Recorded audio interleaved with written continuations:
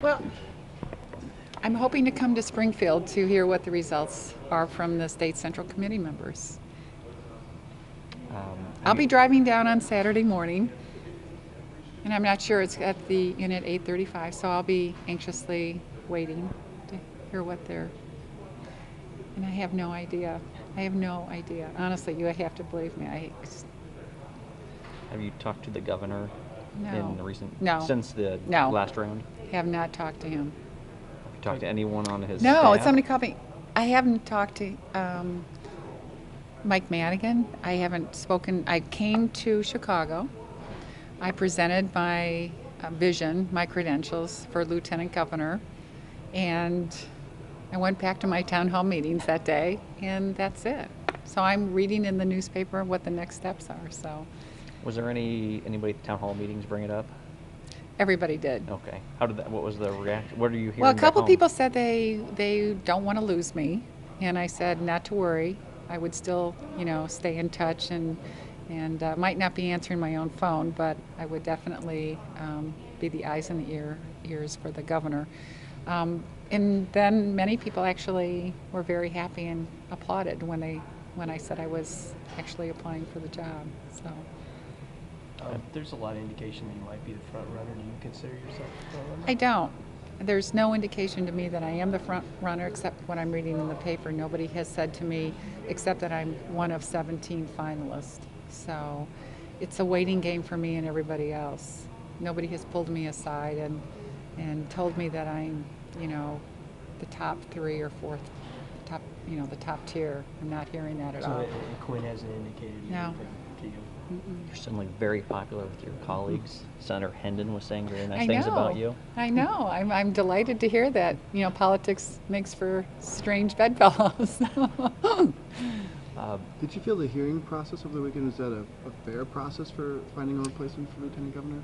Well, it's not my call. I think that the point behind having that hearing process is to make sure that the candidates are fully vetted, and that's important. And that didn't happen the last round, so we want to make sure, Democrats want to make sure that they do it right. And this is as close to being right as you can get. Other than holding a special election, I think this is the best alternative. Is it true that Quinn Aid accompanied you to some of your events, town halls? Well, let me explain that.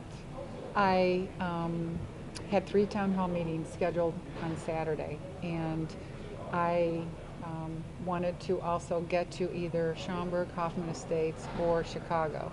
And there was a snowstorm going on. So I was trying to figure out how I could do all of that, drive myself, get back to town hall meetings, and I was, they offered me that opportunity to have somebody help out, but it was no more than getting me downtown and back to my town hall meeting. So they were just a driver? Just a driver. Wasn't like the state helicopter. No.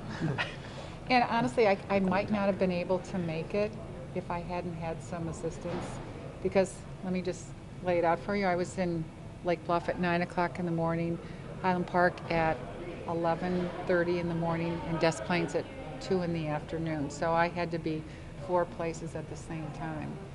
And they provided me that assistance. I probably wouldn't have been able to get to any of those locations if I didn't have that help. Did anyone else have assistance that you know of? I don't know if anybody else had town hall meetings. I had 3 town hall meetings, and then I also had one on Sunday. So it was important that I apply for the position, that I went in front of the same, the state central committeemen that everybody else did. And so I think if I was asking for preferential treatment, I would have said, gee, I can't make it because I have a full day of town hall meetings. Can you do me separately? And I wanted to make sure that I got to one of those locations so everybody could see, what I stood for. Why do you think that you're the best candidate? Well, I think I will bring a new vision to the lieutenant governor's office. I'm very open-minded, and I want to make sure that we have outreach programs, town hall meetings across the state on a regular basis, you know, summits with mayors and labor and school superintendents so we can hear firsthand what their concerns are. And these kinds of outreach programs would be done on a regular basis. I also want to work very closely with the community colleges to make sure that they're communicating with businesses, small to medium to large size businesses, so that their courses that are being offered are in sync with the needs of businesses, so we have a solid job creation program in place. So I've given this a lot of thought. You know, it's important to not just look at this office as a placeholder or you know, cutting ribbons and going through those kinds of motions. I intend to, if I was the nominee and we were, you know, fortunate enough to win as a team, to do a lot of work on communications and also to ensure that we have a job creation program in place statewide. When was the last time you